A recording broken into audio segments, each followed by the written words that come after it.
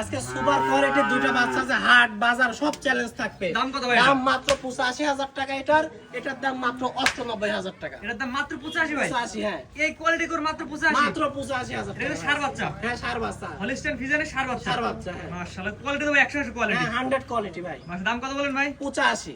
বয়স কেমন ভাই? বয়স তো 12 মাস প্লাস মাইনাস হবে। 12 মাস প্লাস মাইনাস বয়সের বাচ্চা মাত্র 85,000 মাত্র টাকা। ৮৫,০০০ মাত্র 10 দেখাবে আমরা। দেখাও।